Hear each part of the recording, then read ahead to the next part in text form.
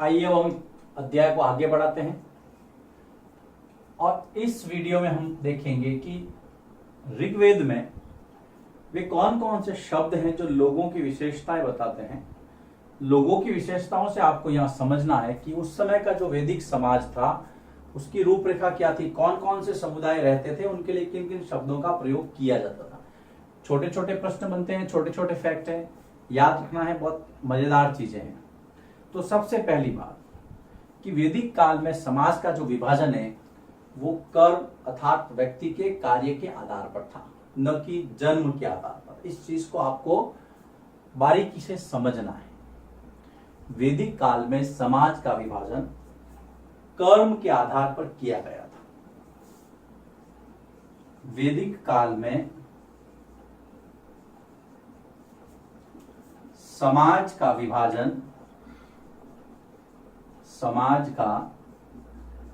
विभाजन किसके आधार पर था? कर्म अर्थात कार्य, कर्म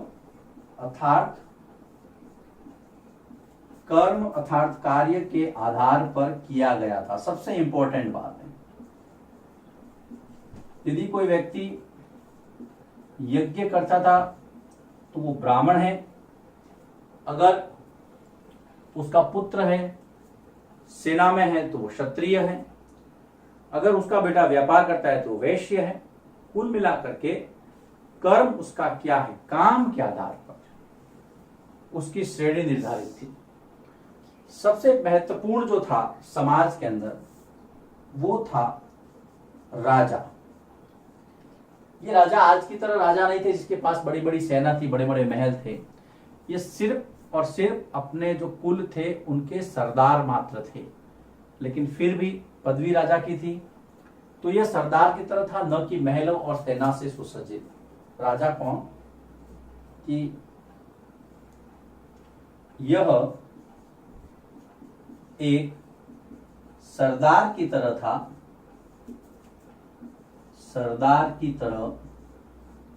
था, न कि बड़े बड़े महलों और बड़ी सेनाओं से सुसज्जित। न तो सेना थी और न ही बड़े बड़े महल थे। सुसज्जित का मतलब है, जैसे हम देखते हैं राजाओं के पास बड़े बड़े महल है, बड़ी सेनाएं हैं, ऐसा कुछ भी नहीं था उस समय। राजा एक कुल होता था उनका, कुछ उसके अंदर परिवार थे, परिवारों के अंदर जो हेड होता था वो उस समय का राजा मान लिया गया। इसके साथ में खास बात यह थी कि राजा के बाद उसका पुत्र शासक बने यह जरूरी नहीं था। देखिए कितनी महत्वपूर्ण बात थी उस समय कि राजा के बाद यह आवश्यक नहीं था, यह आवश्यक अर्थात कंपल्सरी नहीं था कि उसका पुत्र राजा बने या उसका पुत्र ही शासक बने। क्यों? क्योंकि हमने पिछले वीडियो में देखा था कि सभा नाम की एक संस्था थी जो डिसाइड करती थी कि राजा वही बनेगा जो योग्य हो। अब राजा का बेटा जरूरी नहीं कि योग्य हो, नहीं होगा तो नहीं बनेगा। तो पहला जो वर्ग था वो था राजा। उसके बाद में दूसरा प्रमुख व्यक्ति या वर्ग था वो था पुरोहित।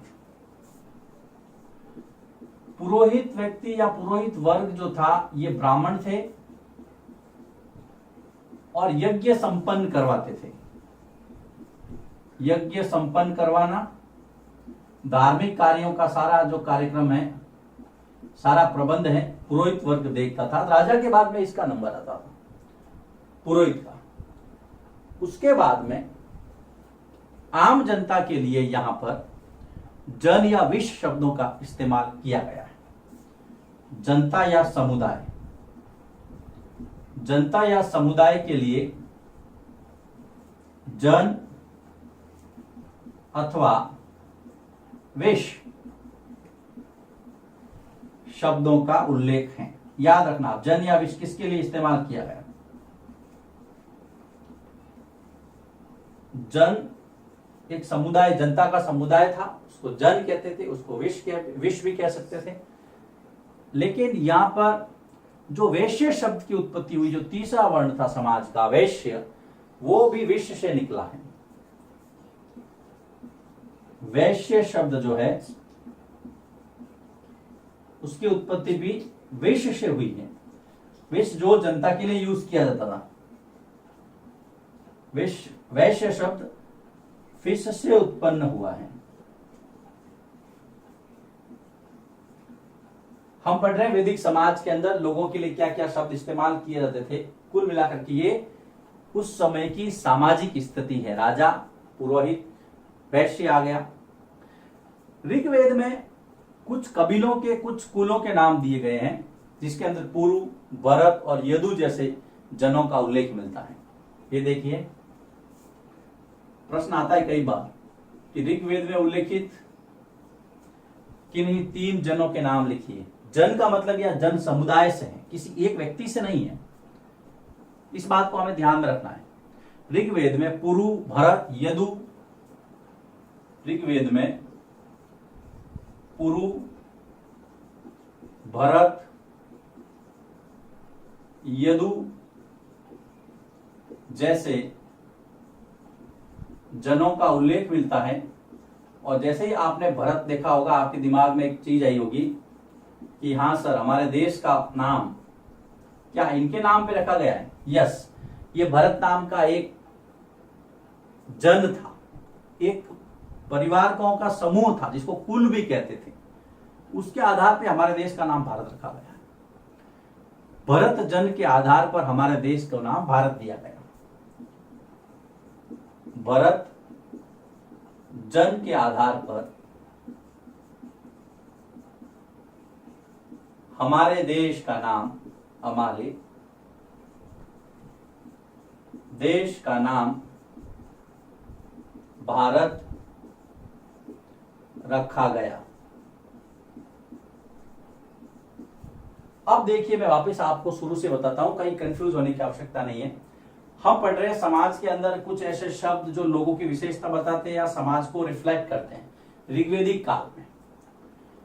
तो पहली बात को, वैदिक काल के अंदर समाज का जो विभाजन है वो कर्म के आधार पर था। ये सबसे इंपॉर्टेंट है।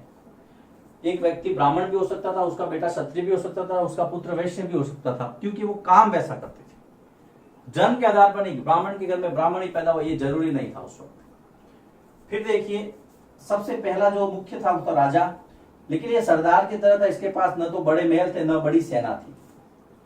राजा के बाद में उसका बेटा राजा बनेगा ये जरूरी नहीं था, क्योंकि हमने देखा था कि यहाँ पर उस समय एक सभा नाम की संस्था होती थी, जो सब मिलकर लोग डिसीजन लेते थे कि कौन सरदार बनेगा या राजा बनेगा। उसके बाद में जो दूसरा मुख्य पद या वर्ग था या वो था पुरोहित। ये लोग ब्राह्मण थे और यज्ञ संपन्न करवाते थे। आपको पता है वैदिक काल में यज्ञों की भूमिका कितनी महत्वपूर्ण थी। उसके बाद में जनता या जन समुदाय के लिए जन और विश्व 2 शब्दों का उल्लेख मिलता है, इसको आपने ध्यान रखिए। और इसी विश्व फिर तीसरा जो वर्ण था समाज का, वो वैश्य, उसकी उत्पत्ति हुई है उस शब्द से है। सब समाज के ही अंग है उस समय।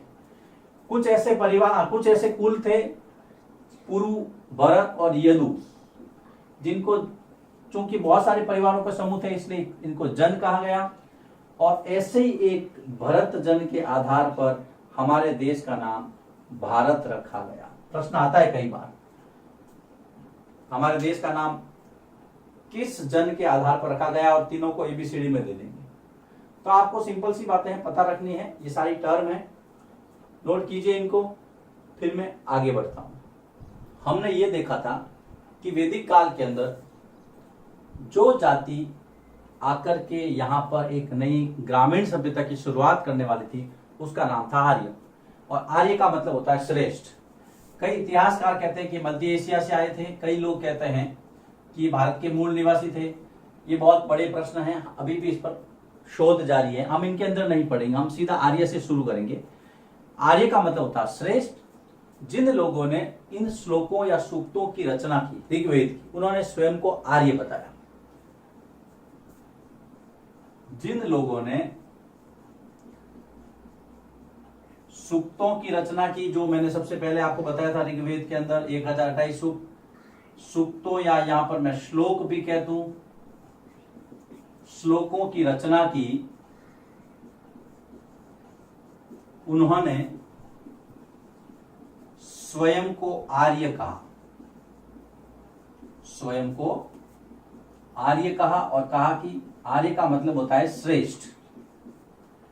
आर्य का अर्थ क्या होता है बेटा? श्रेष्ठ। इस बात को आपको ध्यान में रखना है। और आर्य जो अपने विरोधी लोग थे उनको कहते थे दस्यु, अनार्य। तो दूसरी यहां पर टर्म आर्य के विरोध में आ गई दस्यु, है ना।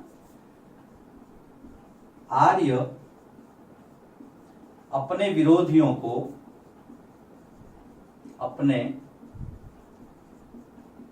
विरोधियों को क्या कहते थे? दस्यु कहते थे, दस्यु कहते थे। ये दस्यु क्या करते थे? ये पहली बात तो यज्ञ नहीं करते थे, यज्ञ नहीं करते थे। कौन? दस्यु। दूसरा, ये आर्यों की भाषा संस्कृत नहीं बोलते थे, आर्यों की भाषा नहीं बोलते थे। दोनों चीजें ध्यान में रखनी है आपको। आर्यों की भाषा नहीं बोलते थे। कौन? दस्यु। तो आर्य, जिन लोगों ने श्लोकों या सूक्तों की रचना की, उन्होंने स्वयं को आर्य कहा और कहा कि भाई आर्य का मतलब होता है श्रेष्ठ। अब इसकी भारत आने के बारे में कई लोगों में मतभेद है, बहुत सारे मतांतर पाए जाते हैं, उसके चक्कर में हम नहीं पढ़ेंगे। आर्य जो अपने विरोधी थे उनको बोलते थे कि ये लोग दस्यु है, ये यज्ञ नहीं करते हैं, ये हमारी भाषा नहीं बोलते हैं। और इन दोनों का झगड़ा चलता रहता था। दस्युओं को फिर पराजित करके इन्होंने यहां से खदेड़ दिया और खुद यहां पर एक अलग जो है वो सभ्यता को विकसित करने में सफल हुए। फिर हम आगे चलते हैं। युद्ध के अंदर लोगों को बंदी बनाकर दास या गुलाम भी बनाने की जो प्रणाली है, धीरे धीरे डेवलप हो रही थी। हमने युद्ध पढ़ा था। अब देखिए, युद्ध में लोगों को बंदी बनाकर, युद्ध में लोगों को बंदी बनाकर दास या गुलाम बनाया जाता था। दास या गुलाम बनाया जाता था और गुलामों के लिए जरूरी था कि वो अपने मालिक की आज्ञा माने। दासों को अपने मालिक का हर आदेश मानना पड़ता था। ये जो दास थे, दासों को अपने मालिक का हर आदेश मानना पड़ता था, मानना पड़ता था। अगर कोई स्त्री दासी थी, अगर कोई स्त्री गुलाम थी, तो उसको कहा गया था दासी। दास और दासी,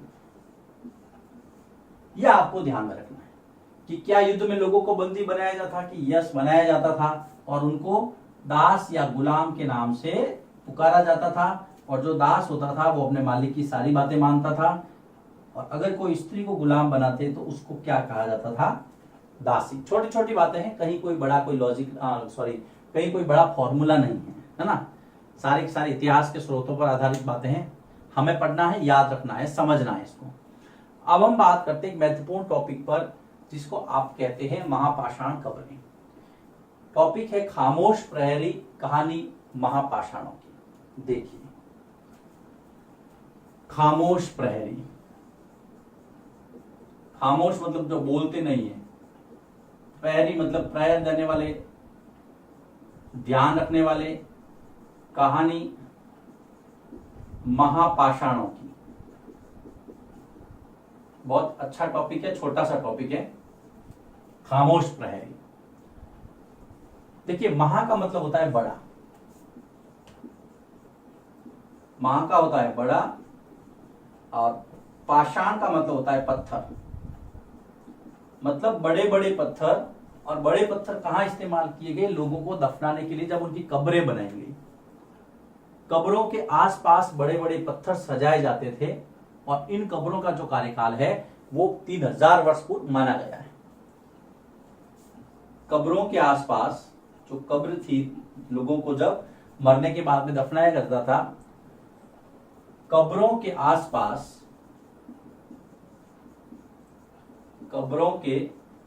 आसपास बड़े बड़े पत्थर सजाए जाते थे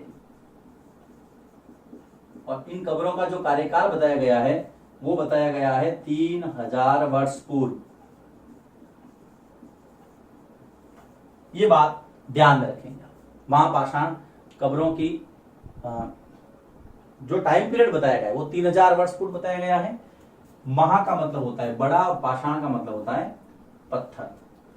लिखिए इसको, फिर हम इस महापाषाण वाले जो टॉपिक को उसी को मैं आगे बढ़ा रहा हूं, इसको नोट कीजिए। अब देखिए जो महापाषाण कब्रों के प्रमाण मिले वो कहां से मिले, एक एक चीज को समझना आप आराम से, कोई जल्दबाजी नहीं है। महापाषाण कब्रों के प्रमाण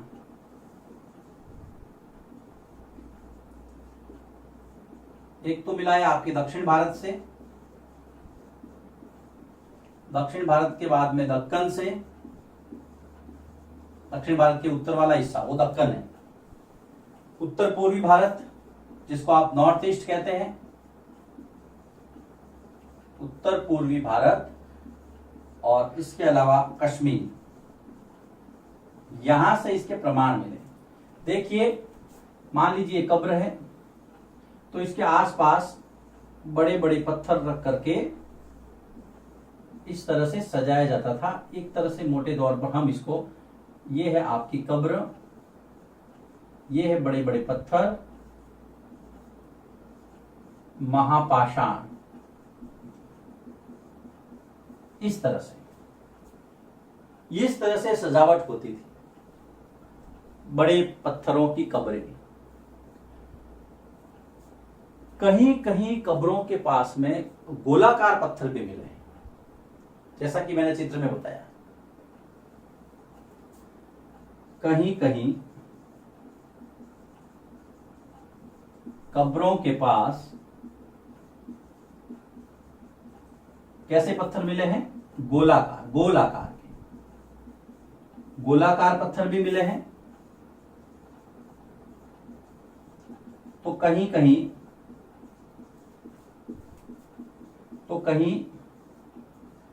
एक पत्थर खड़ा है, एक पत्थर खड़ा किस लिए करते हैं, निशान के लिए। मान लीजिए आपने किसी आदमी को इस एक्स जमीन पर दफनाया अंदर, तो उसकी जगह पे आप एक बहुत बड़ा सा पत्थर जो है ना यहाँ पर खड़ा कर देंगे निशान के लिए। फिर आप जाएंगे, आपको पता लगेगा हाँ वहां पर हमने ये इसको दफनाया था। तो ये निशान के लिए ऐसा अनुमान लगाते हैं कि ये सबूत के लिए कि हाँ हमने यहाँ पर किसी को दफनाया था। अब इन कब्रों की कुछ समानताएं भी है। समानता क्या है, देखिए कब्रों में समानता क्या है। कब्रों में समानता, एक तो इनके साथ कब्रों के अंदर, सभी कब्रों में कुछ न कुछ सामान रखा गया है। क्या है कि मृतकों के साथ काले लाल मिट्टी के बर्तन मिले हैं। समानता यह है कि मृतकों के साथ किस तरह से, ये ध्यान रखना आप, काले लाल मिट्टी के बर्तनों भी मिले हैं। मिट्टी के बर्तन रखे गए हैं या मिले हैं, कुछ भी। तो या तो ये, इनसे ये पता चलता है कि उस समय हो सकता है समाज में ऐसा कोई रिवाज हो कि मृतक के साथ में बर्तन रखना या और भी कुछ चीजें रखना है। यही तो हमारे जानकारी के स्रोत है। हम इन सब चीजों का अध्ययन क्यों करते हैं, इससे हमें पता चलता है कि उस समय समाज कैसा रहा होगा। दफनाने की जो है प्रथा थी, बड़े बड़े पत्थरों से सजाने की प्रथा थी, कुछ न कुछ सामान रखने की प्रथा थी, इस तरह से। अब कहीं कहीं मिट्टी के बर्तन मिले हैं, लेकिन कहीं और भी बहुत सारी चीजें मिली, जैसे कि लोहे के औजार है, हथियार हैं, घोड़े के कंकाल है, पत्थर है, सोने के गहने, बहुत सारी चीजें। तो काले लाल मिट्टी के बर्तनों के अलावा भी कुछ मिला है क्या? हाँ मिला है। देखिए क्या मिला है। कब्रों में मानव कंकाल के साथ, मानव कंकाल मतलब जब मानव को दफनाया गया फिर बाद में वो कंकाल मिला, कंकाल बन गया, तो कंकाल के साथ में क्या क्या मिला देखिए, कब्रों में मानव कंकाल के साथ लोहे के औजार। अब आपको लोहे के औजार क्या करते होंगे क्या पता भाई, वो तो अब उनको पूछना पड़ेगा, है ना, उनको तो मैं पूछ नहीं सकता हूं जाके। हमारे पास प्रमाण है, कुछ ऐसी सामाजिक मान्यताएं होगी कि मृतक के साथ में कुछ न कुछ रखते होंगे वो लोग, तभी तो मिले हैं लोहे के औजार, हथियार, घोड़े के कंकाल। देखिए घोड़ा उस समय व्यक्ति का प्रिय था, हो सकता है घोड़े के कंकाल जहां मिले वो किसी युद्ध में मर गया हो, सैनिक हो, और घोड़ा भी उस युद्ध में मर गया हो, दोनों को साथ में दफनाया गया हो, ये भी हो सकता। कई चीजें, कई सारे कयास लगाए जा सकते, लेकिन मिले हैं घोड़े के कंकाल, सोने के गहने, पत्थर, सोने के गहने, फिर आपके पत्थर और अन्य सामान, ये सारी चीजें देखिए वहां पर कब्रों में मिली। तो कब्रें कितनी महत्वपूर्ण है, कब्रें हमें बताती है कि उस समय का सामाजिक जीवन कैसा होगा, लोगों की मान्यताएं क्या थी, लोग क्या सोचते थे, ये सारी चीजें आपको पता रखनी है। कई बार प्रश्न पूछते हैं कि वैदिक काल के अंदर कब्रों से क्या क्या सामान मिलता है, या ऐसी क्या मान्यताएं थी कि कौन कौन सी वस्तुएं वो लोग व्यक्ति के साथ में दफना देते। ये वो जगह है जहां से महापाषाण कब्रों के प्रमाण मिले हैं। तो लिखिए इसको, फिर मैं इसको आगे बढ़ाता हूं। हमने यह देखा कि कब्रों से हमें लोगों की सामाजिक स्थिति का पता चलता है, लेकिन आप दूसरे पहलू पे गौर कीजिए। कब्रों से व्यक्ति की आर्थिक असमानताएं, सामाजिक असमानताएं भी परिलक्षित होती हैं। समाज का एक हिस्सा दूसरे हिस्से से कैसे अलग था, चाहे वो सामाजिक परिदृश्य में हो, चाहे वो आर्थिक स्थिति में हो। कब्रों से हमें सामाजिक स्थिति का पता चलता है, लेकिन साथ ही साथ आर्थिक स्थिति का भी पता चलता। अब कैसे पता चलता, देखिए लोगों में सामाजिक असमानताएं कब्रों में मिले अवशेषों के आधार पर, कब्रों में मिले अवशेषों, या फिर मैं ये लिख दूं वस्तुओं के आधार पर, वस्तुओं के आधार पर क्या पता चलता है। देखिए एक तो सामाजिक स्थिति,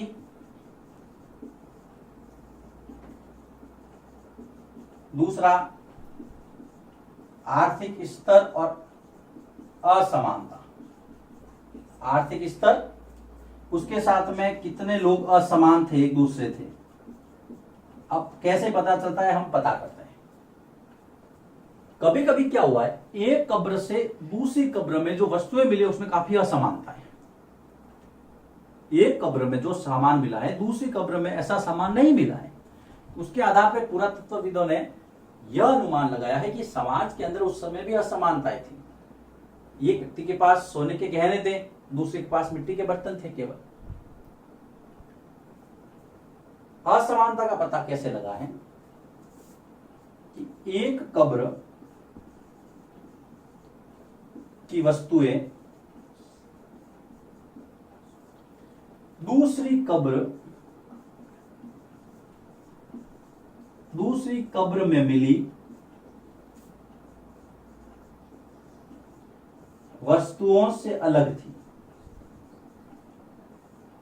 वस्तुओं से अलग है।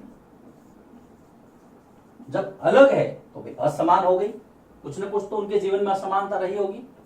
जैसे ब्रह्मगिरी का हम उदाहरण लेते हैं। ब्रह्मगिरी जो कि कर्नाटक में है, ब्रह्मगिरी कर्नाटक में आपको चित्र में नजर आ रहा है।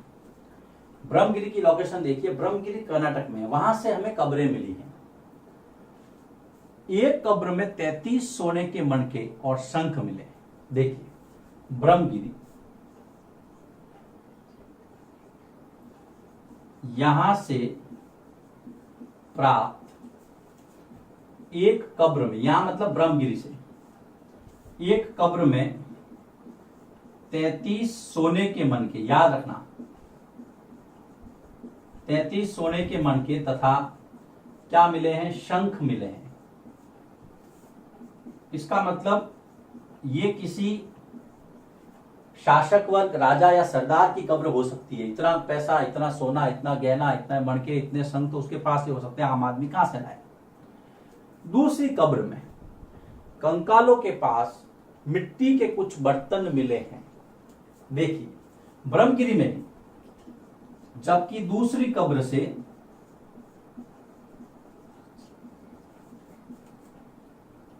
कंकाल के साथ, कंकाल मतलब मानव कंकाल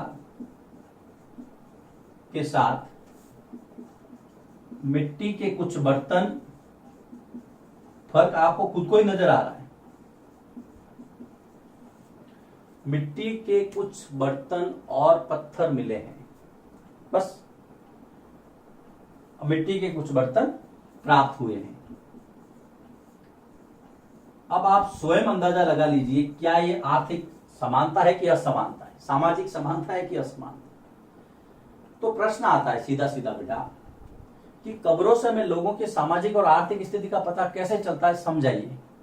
आपको सीधा लिखना है कि जब एक कब्र की वस्तुएं दूसरी कब्र से अलग होती है तब हम ऐसा पता लगा सकते हैं। और उदाहरण के लिए हम ले सकते हैं ब्रह्मगिरी कर्नाटक, जहां पर पहली कब्र मिली है वहां पर 33 सोने के मणके मिले हैं और शंख मिले हैं, जबकि दूसरी कब्र जो मिली है वहां से सिर्फ कंकाल के साथ में मिट्टी के कुछ बर्तन और पत्थर के टुकड़े मिले। तो गया पूरा अंतर। अब देखिए, इससे हमें पता चलता है कि यहां पर कुछ व्यक्ति गरीब थे तो कुछ अमीर थे, ऐसा लिख सकते हैं, कोई दिक्कत नहीं। अब हम बात करते हैं, यहां पर हमें ऐसी कुछ खास कब्रें मिली। ये देखिए, कब्रों से हमें क्या क्या पता चलता है, ये भी आप लिख सकते हैं कि सामाजिक स्थिति और आर्थिक स्तर में समानता और असमानता क्या है, वो हम कब्रों से पता कर सकते हैं। तो ये लिखिए इसको, फिर मैं इसको मिटा रहा हूं, मैं आगे बढ़ रहा हूं इसको।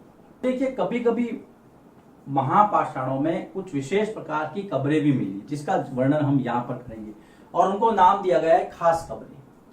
कभी कभी महापाषाणों में एक से अधिक कब्रें मिली। कभी कभी महापाषाणों मतलब बड़े बड़े पत्थरों में एक से अधिक कब्रें मिली हैं। एक से अधिक कब्रें मिली हैं, इस बात का आप ध्यान रखेंगे। शायद एक ही परिवार के लोगों को अलग अलग समय में दफनाया गया होगा। इससे यह अंदाजा लगता है कि शायद एक ही परिवार के लोगों को अलग अलग समय में यहां पर दफनाया गया होगा। अलग अलग समय में दफनाया गया होगा। ये खास कब्रें हैं, एक से अधिक कब्रें मिली हैं, ध्यान रखना। हम बात कर रहे हैं महापाषाण कब्रों की, और उसमें स्पेशल जो खास कब्रें हैं वहां एक से अधिक कब्रों के अवशेष मिले हैं। तो ऐसा लगता है कि एक ही परिवार के लोगों को उनका, हम कह सकते हैं, वो पुश्तैनी कब्रिस्तान रहा होगा। अलग अलग समय में जैसे ही कोई मरता परिवार का, वहां ले जाकर के उसको दफनाते होंगे। और ले जाने का जो रास्ता था उसको कहते थे पोर्ट हॉल। मरने वाले लोगों को कब्र तक लाने के लिए एक रास्ता बनाया जाता था, जिसको कहते थे पोर्ट हॉल। पोर्ट हॉल मरने वाले लोगों को कब्र तक लाने का रास्ता।